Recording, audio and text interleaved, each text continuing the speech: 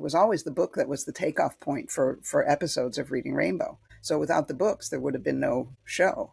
So the books are really, really important, and they're tangible, and you can read them over and over again. And I think reading is really a foundation for so much in our lives that it's really important to read the books and watch the shows as well. Let's go, young authors, hey, let's go out and slay the day. Write your story your own way. What's up, young authors, hey? That's our theme song for What's Up, Young Authors.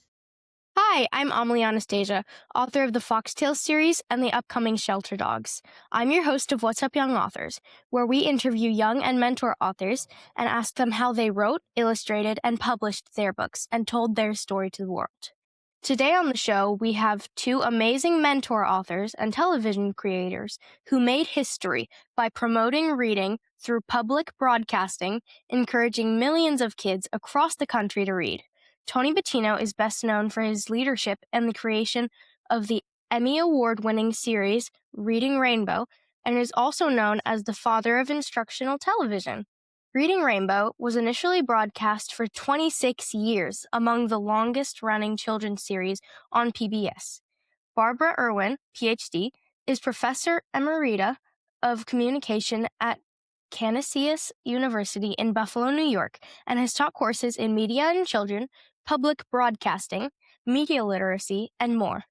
Irwin worked as a Reading Rainbow project assistant in the Educational Services Department at Buffalo Toronto Public Media, and also co-authored the New York Times bestseller The Young and the Restless Most Memorable Moments and The Young and the Restless Special Silver Anniversary Collector's Edition. Thank you so much for being on the show. Thanks for having us. We're happy to be here. Thank you very much. Same here. Of course, I'm so excited. Reading Rainbow is such an iconic series. How did you get the idea to start? Well, like you mentioned, I was pretty much the director of educational services.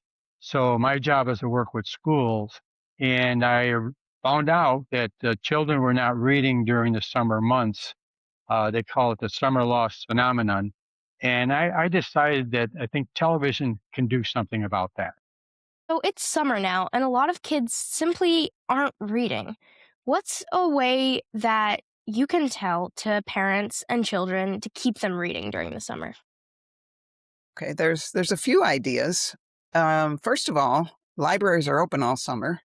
So parents and caregivers, if you have the time, take your children to the library and find books about things that they're interested in. If they're interested in dogs, you mentioned, Amelie, that you've got a book coming out about shelter dogs. So if you're interested in dogs, if you're interested in sports, whatever the child is interested in, there's probably a book out there that they could be reading. Encourage your children to read to you, read to your children, and always model good reading behavior. So if kids see their parents or their caregivers reading, that encourages the child to be reading as well. So those are some things that you could do over the summer. And certainly watch Reading Rainbow. That's so great. Do you think that reading a book can give the same inspiration as watching an episode of The Reading Rainbow or another educational series about books can be? I think certainly reading opens up all kinds of new worlds for kids. So it's always the book. It was always the book that was the takeoff point for episodes of Reading Rainbow. So without the books, there would have been no show. So the books are really, really important, and they're tangible, and you can read them over and over again. And I think reading is really a foundation for so much in our lives that it's really important to read the books and watch the shows as well. So great. So I think it's really interesting how a lot of TV shows these days are really about action and not as much educational. But I think the Reading Rainbow is very important to the whole world, really, because it's part of a world where series can really teach you something. You can walk away with some really good new knowledge that you can spread, and it gives you a really good feeling when you can walk away from something and say, I learned it. Yes, so the whole idea behind Reading Rainbow, of course, was to be some sort of entertainment that you could do on television. And we were fortunate enough to find LeVar Burton, who is the host of the program. So he was very popular with our audience.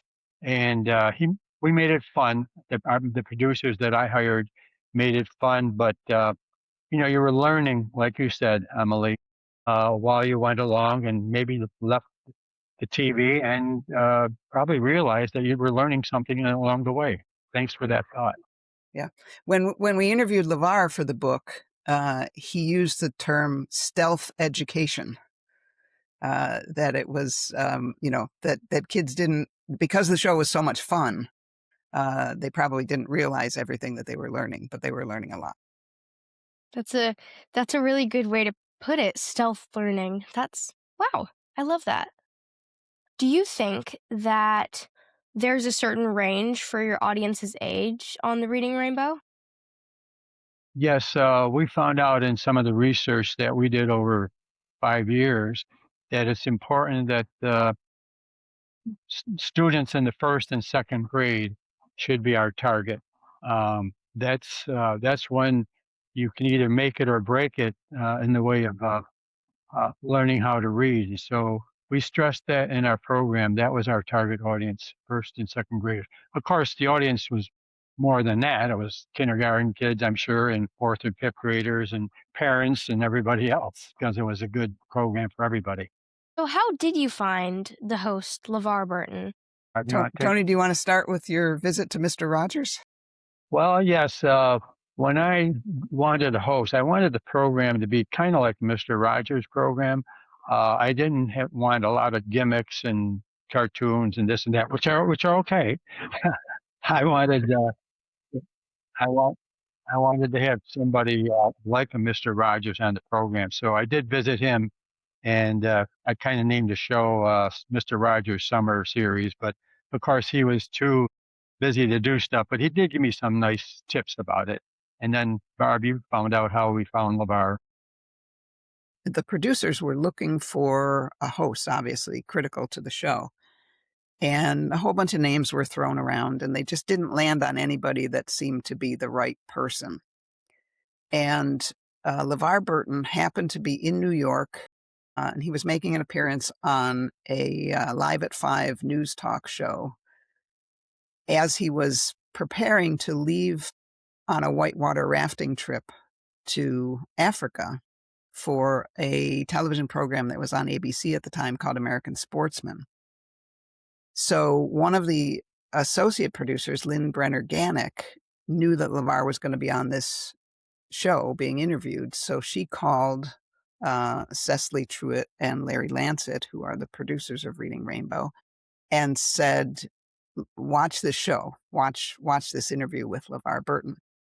So they were watching, and Cecily immediately called Lynn back and said, go get him, go get LeVar. Right. And, the way that he came across on the screen was just exactly what they were looking for.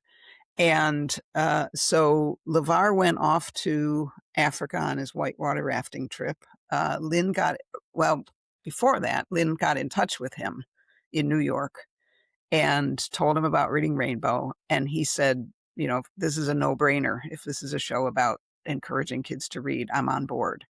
So he left. Lynn got in touch with Dolores Robinson, who was LeVar's manager, and she thought it was the perfect show for LeVar to be doing. She had been looking for properties for him and thought this was exactly the right thing for him. And so she worked out details with the producers while LeVar was away. LeVar came back, flew into New York, got off the plane from Africa. A car picked him up and took him to the set of the pilot episode of Reading Rainbow. And nobody had ever met him before. So they were meeting him for the first time. They knew of his work, obviously, because he had been very popular on Roots, the miniseries. They said to him, very nice to meet you, LeVar Burton. Is there anything that we can do for you? And LeVar said, I would love a glass of orange juice and a toothbrush. And so they got those things for him and produced the pilot episode on the spot right then and there in New York. Yeah, I was on the pilot off camera in New York City. And when he started talking and his relationship with the camera, I could tell he was really the person for the job. It worked out well for us. It sounds like he really just clicked with the whole set instantly.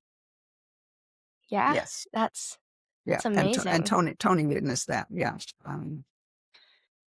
Yeah, he just lit up the screen. And when they did a lot of research about the pilot episode and different episodes throughout the production of the series. And when they were looking at the way children were responding to the pilot episode, this was before it was broadcast. They were studying it. When they have a little graph in their research documents, and when LeVar was on the screen, the children's interest in watching the screen peaked. So they were really drawn to him, and he just had a kind of really good rapport with children through the television screen. So what was your guys' relationship to reading as kids?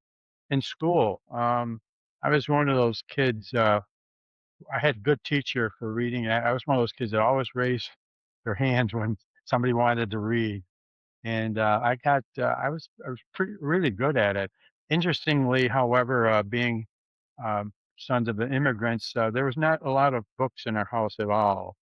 Uh, there were books in Italian or newspapers in Italian, but so I really did not have a lot of opportunities as you do these days to be reading as you go along. All of my reading was done in school, pretty much, and turned me on quite a bit to reading. I think I was always reading from a young age, and I actually saved some of my favorite books from when I was a kid. But I also remember the days that they did the book fairs at school, and how excited I would be to go into a big room and see all the brand new books. And we didn't have a lot of money when I was growing up, so I couldn't always get a book. But a couple times, my mom gave me enough money so that I could buy a new book, and that was just really exciting for me. New books can be really amazing, especially I feel like if they're in a series. I, for one, am obsessed with this one series about dragons, and whenever I read a book, I read it over and over again till the new one comes out. And when I get the new one, my friend who's also obsessed with the same series will talk to me about it and give me the date and try to spoil the next book for me. And I'm just like, stop! You can't tell me this! Yeah. I also remember my parents reading to me when I was very young, before I could read myself. And so I think of those moments too as being really significant. How do you choose books to feature on the show? Well, there's a whole process involved, and it involved the entire production team, and they would pour through hundreds and hundreds of books. And interestingly, when the series first began, publishers weren't thrilled with the idea of a show called Reading Rainbow and the fact that they were going to be featuring books, because they thought television would take kids away from reading. So it was difficult initially to get publishers to agree to have their books on the show. They thought it was going to be a competition, actually, right? Right. And when the show became so popular, the production team was inundated with books. Publishers started sending their books to them saying, please feature our book on your show. So they would pour through hundreds of books looking for certain things. Good quality children's literature, number one. All right. is this a story that will lend itself to television? So what are the illustrations like? Can they be adapted to television? Can they be they did something called iconographic animation of the illustrations in the books on the show. So would that be possible with the particular book that they were reviewing? Could the book be a good takeoff point for an adventure, for a field trip?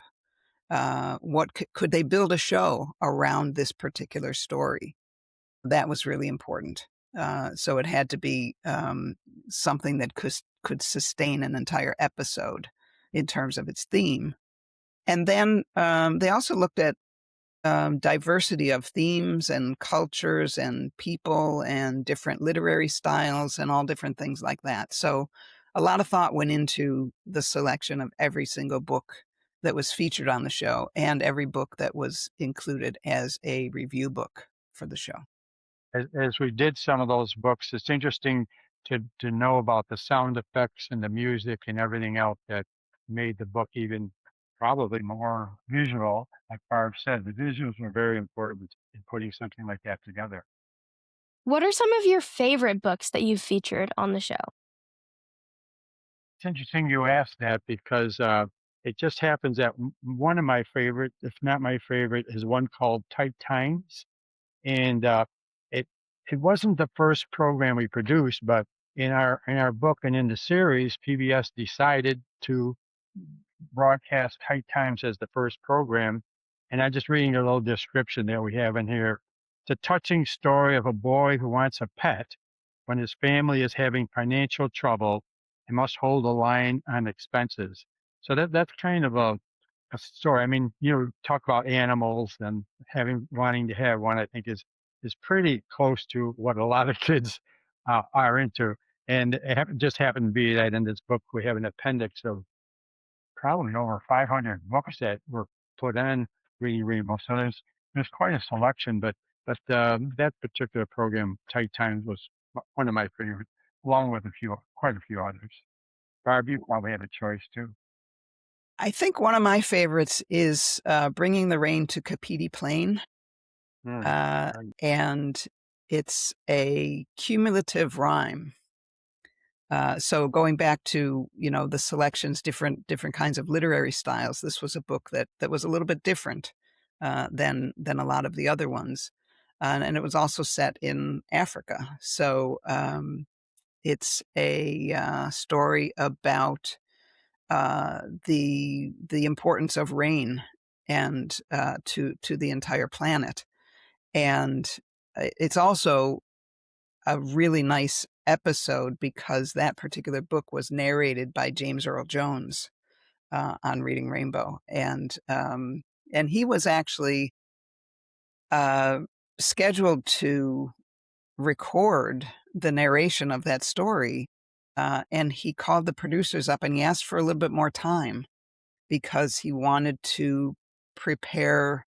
He didn't feel as if he was ready and he wanted to prepare more completely. And if you think about James Earl Jones, you think, well, he's such a professional, was such a professional and such an iconic voice. And to think that he thought Reading Rainbow was that important, that he needed more time to prepare to read the story, I think kind of is a testament to how important people thought this particular show, Reading Rainbow, really was. And Reading Rainbow is very important, and I think everybody who's ever watched even one episode holds it dear in their hearts. I definitely do. I love Reading Rainbow. You said your favorite book in the series was about a boy who wanted animals. Speaking of animals, so we have two very special guests right here with us today. We rescue these monarch butterflies when they're in their eggs from a part of our local park where the milkweed that they eat and hatch on grows, but they mow the lawn there. So they also mow the milkweed, unfortunately. So we always take any eggs we find with the milkweed and bring it back home, put it in a vase like this one, then we wait for them to hatch and then turn into butterflies. And they're so beautiful. These actually hatched this morning. I was just sitting at the desk going over something, I think, for the episode, and I saw one of them had hatched, and I said, "Mom, get over here." And she said, "I'm a little bit busy right now." And I said, "Oh, no, you're not. Get over here." And she came and she gasped like, and we started videotaping them. And just seconds later, we saw the other chrysalis had cracked down the middle. So we started videotaping, and we actually got the hatching of tofu. This is tofu, and this is taco. They just hatched this morning, and they're so beautiful. That's timing for you. They really got it right. I remember collecting milkweed like that when we lived in the country and doing something similar to that. I don't think I did it as much as you did, but that's wonderful. That's a wonderful experience. Every year, and last year, I think there weren't many. 2 years ago, our entire counter was just covered in vases with milkweed in it. Dr. Irwin, what was it like to become a New York Times bestselling author? Well, it was a surprise, a happy surprise for sure. And I just remember the day that our publicist called to tell us that our book was on the New York Times bestseller list. So obviously, I and my co-author were extremely happy and excited about that. Yep, it was a pretty low key kind of thing though, but very exciting. It's very gratifying when you spend a lot of time writing a book and readers appreciate that. And it's, it's a way of kind of acknowledging that they enjoy what you spend a lot of time working on. So that was gratifying. When you write a book, I feel like it's, of course, a bit for yourself, and because it's something that you put a lot of time into, like you said, but it's also a lot for the audience. So when they like it, you're right, it must be really amazing. Yeah. What was it like to win an Emmy? Oh, yes. Well, that was fascinating. First of all, we had a lot of meetings in New York City.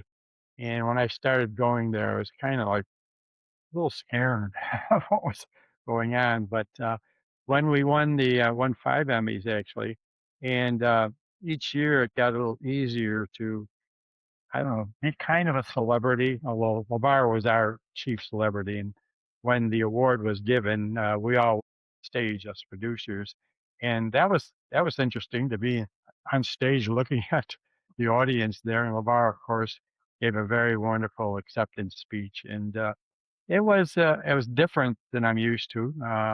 Wearing a tuxedo all the time and going out to a party here and there. So as it happened, like I said, we had 5 Emmys and I had 5 children. So as it happened, I brought one child, not knowing, one child to each one of those Emmy presentations. So they were enthralled with the whole experience of something like this, very glamorous. Uh, we were involved with actually the Emmys at the same time. I think they were giving out the soap opera Emmys. So we had a lot of soap opera stars cheering, and it's just a wonderful time. It's just an experience that, I went through, and that was just different than anything else I've been aware of. Thanks for asking. That must have been so amazing. It sounds really amazing. It was. That's so cool. You guys are so cool. You're pretty cool too. Thank you. You. How did you guys come up for the song of Reading Rainbow, the intro? Well, there's a whole chapter in our book about that. Yeah, Barbara wrote a chapter about that, which she's about to tell you. Yeah. So the producers knew that they needed a theme song, so they put a call out and requested people to submit songs. So the people who ended up being selected, their song became the theme song. It was a gentleman by the name of Steve Horlick and Dennis Neil Kleinman and Janet Weir. Those were the 3 people who were working on this. And they were young 20-somethings in New York, trying to make a go of it. And so they decided they would submit a song, and they didn't know much about it. The only thing that they knew was that it was a show about books, and there was something about a butterfly.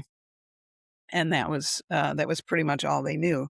Steve Horlick started working on the music, and he was he worked on synthesizers.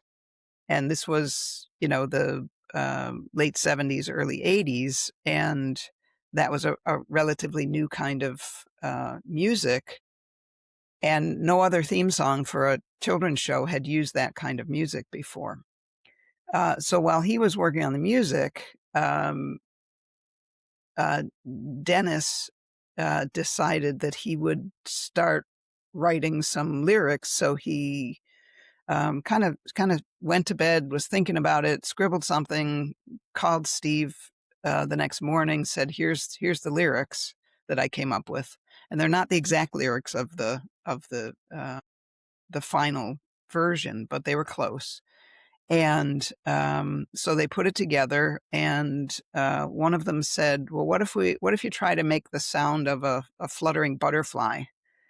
So that those notes at the beginning are meant to kind of simulate the fluttering of a butterfly flying. And so they sent that into the producers, and the producers just absolutely loved it. It was different from anything else that had been submitted. And Tony probably remembers hearing it on the phone, right? Very popular song now. Yeah. And they had to find the right singer for it too. So we interviewed Tina Fabrique for the book, and she was the absolutely the right voice to sing that song.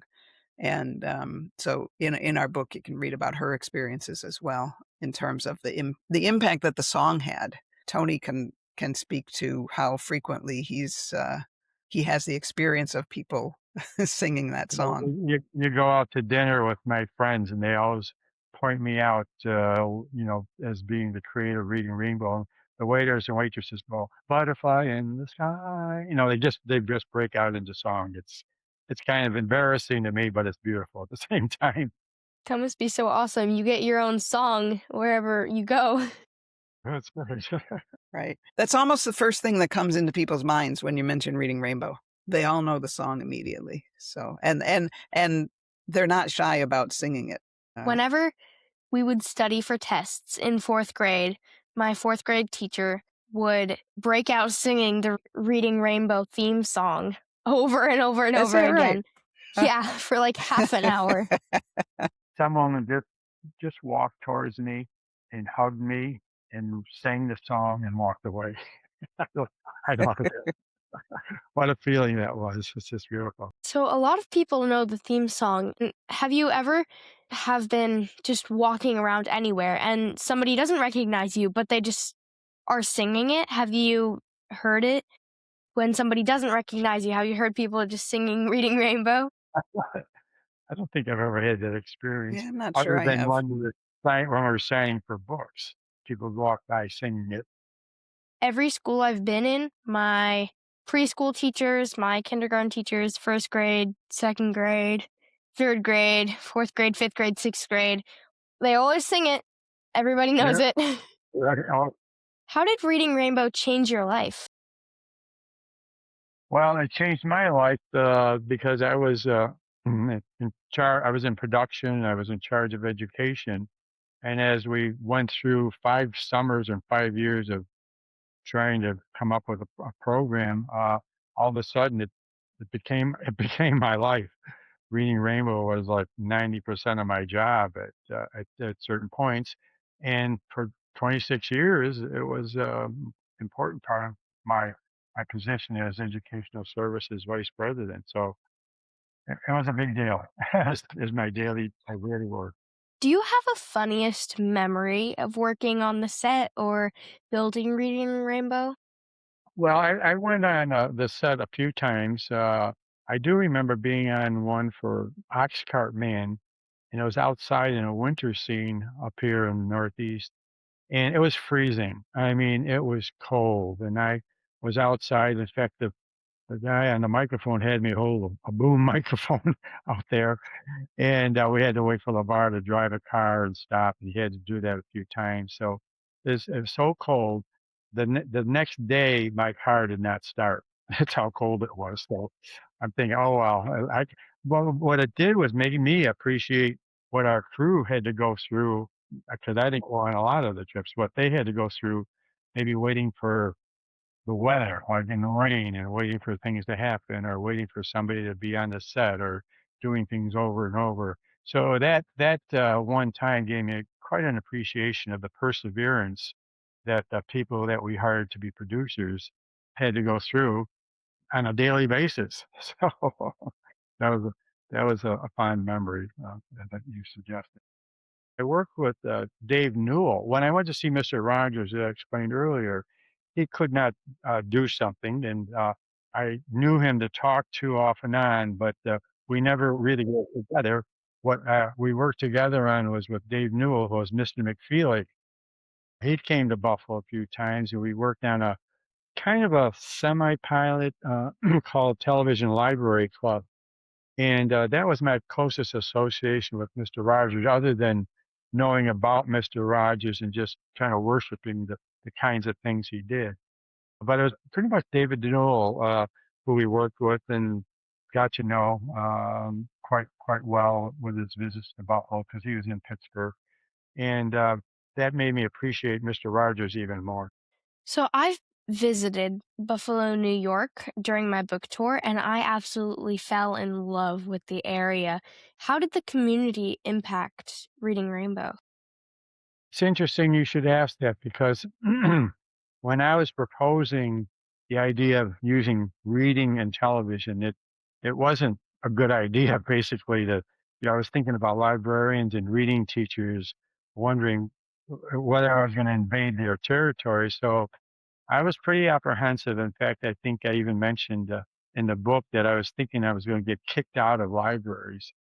But it's kind of interesting, as I went through this, I realized that librarians and reading teachers, they really thought of what I was trying to do for youngsters. I was trying to motivate youngsters to read, um, and I think they took that to heart. I think they really understood what I was talking about, and that made me appreciate the people in Western New York, anyway, and in the Buffalo area, as wanting to do something good for kids. And it made us move along a little quicker than I thought. I thought I was really going to have to battle, and it made us move along. We had very good committees that endorsed Reading Rainbow. We had people that gave us ideas, many reading teachers that we formed, and it went up to the principals, the superintendent. So it was, and I appreciate your liking Buffalo as much as we do here. Of course, and in summer it's so warm and beautiful, and there's so many flowers planted everywhere on windows and in pots along the sidewalks, and it's so beautiful. And in the winter, the snow is just gorgeous, and it's a winter wonderland. Yes, it is. We enjoy the snow. There are times when we have to shovel out a lot, but we feel pretty good about our climate up here compared to other opportunities in other parts of the world. Yeah, So we thank you know for a that. bit about shoveling snow in Michigan too. That's right. Good for you. What do you want to share with readers with your new book, Reading Rainbow, The Untold Story of a Beloved Children's Series? Reading Rainbow, as you know, was one of the most successful children's series in television history. And it struck me, I was just kind of surprised that there was very little written about it. So there was a void to be filled by embarking on this project. And I had approached Tony quite a few years ago with the idea of writing a book about the early history and development of Reading Rainbow. And Tony was, as Tony always is, immediately on board with it. He loves a project. And this was quite a project. So the book is it basically tells the story of how Reading Rainbow came to be. And we use a lot of firsthand accounts of that. So we interviewed LeVar, and we interviewed people on the production team, and we interviewed librarians and educators. And certainly we have Tony's firsthand experience because he lived this for so many years. And so his voice is very prominent in the book as well. So if you grew up watching Reading Rainbow, if you are an educator or a librarian, or you like television and you like stories about behind the scenes television, this is a really good book that we think you would enjoy. And we talk about all of the work that went into developing the series. So it focuses on the early history. And Tony mentioned the 5 summers that he was experimenting. So we've got a chapter about each of those 5 summers and how this was built incrementally, like little by little, and trial and error, and what works and what doesn't, and how do we want this series to look and to be. And another thing that comes through very clearly is the profound impact that Reading Rainbow had on viewers. We interviewed people who are grown-ups now who watched the show as they were growing up. And the people involved in the production as well, who were involved from day one to the very end. This was the same production team. So they started as newbies, as young people, producing the show, and they grew up and became, in many ways, and literally and figuratively, family, because they worked so closely together. And we talked with people about this impact, and people are brought to tears talking about how important Reading Rainbow was to them. And so everybody that we interviewed has their own personal story about how important Reading Rainbow was to them. And they relay stories about people coming up to them talking about how important Reading Rainbow was. There's a lot in it. And like I said, it's basically how the series came to be. And you see a television show and you don't really think about all of the work that went into it going on the air. But, it was 5 summers of work prior to starting in the late 1970s, and Reading Rainbow premiered in 1983. But Tony was working on, how to promote reading and using television as an instructional tool and as an educational resource for 20 years before that. So there's a lot that goes into creating a show to make it a great show like Reading Rainbow was, and that's what the book is about. Yeah, and when Barb asked me about writing the book, she said, I said, sure, not knowing, not ever writing anything. But it's kind of interesting. When I started thinking about this and started typing, Mark Twain said, "Write what you know," and I knew the subject. So I'm all of a sudden I'm starting and I'm starting and I'm all of a sudden I realized I was really writing about the history of something, of Reading Rainbow, and it kind of just flowed, and I just kept going. And I think people say if you want to write, start, start now. And as it went along, I felt more comfortable. Of course, Barb was our editor more or less, and she cleaned up the commas and everything else. But I just threw some drafts out there, and it came pretty easily. We did have to do some checking and research, and Barb wrote quite a few items, and we had Dr. Pam Johnson also on board who helped write the book, and we all kind of knew certain sections of it. So it it it became a book. I'm so proud of it. Yeah, yeah. And it's really, the story of Reading Rainbow is a story of perseverance, and it's a story of community, and it's a story of the love of reading. So we think it has a lot of appeal.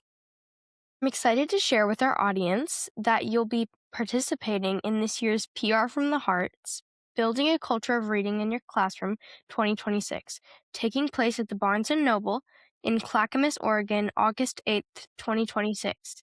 How can our listeners come see you, learn more about the event, and build a culture of reading in their classroom? You and I are going to be on a panel there, I think, on August 8th in Clackamas. There must be a suburb of Portland of some sort. Yeah, there's going to be a full day set aside for building a culture of reading in their classroom in 2026 in Portland. And I guess, Barb, the best thing to do is for tickets to get in touch with what? Eventbrite? Something like Eventbrite. Eventbrite. Yeah. That's the name of it. Thank Yeah. you. So those will be free tickets available on Eventbrite. I'm looking forward to meeting you in person. Me too. I can't wait to see you there. Right. Good. What is the best place for our listeners to learn about your books? Well, you can find us on social media at Creating Reading Rainbow. And we do a feature once in a while called Tuesdays with Tony. That's one place where you can find us. Check online for your favorite bookseller or visit your favorite bookstore, and you can find the book there. And if they don't have the book, they'll certainly be happy to get it for you. And I guess that would be the best way to find out about the book. And I should also mention that Tony and Pam Johnson and I will be speaking at the Association of Library Services for Children, their National Institute in October, which is actually being held in Buffalo this year. So we'll be giving a big ideas talk at that institute. So we're excited about that as well. Thank you so much for being a guest on What's Up Young Authors, Tony Buttino and Dr. Barbara Irwin. I'm so excited to see you, Tony, at the Building a Culture of Reading in Your Classroom at Clackamas, and I'm so excited to meet you in person, and I'm so excited to talk with you both in the future. Thank you so much for being guests on What's Up Young Authors. Thanks for having us. It was a pleasure. Same here. Of course, Thank it you. was so great to talk to you, and I can't wait to see you in person. Thank you. What's up, young authors? Go out and slay the day. Write your story your own way. What's up, young authors? Hey, let's go, young authors. Hey, let's go out and slay the day. Write your story your own way. What's up, young authors? Hey, hey.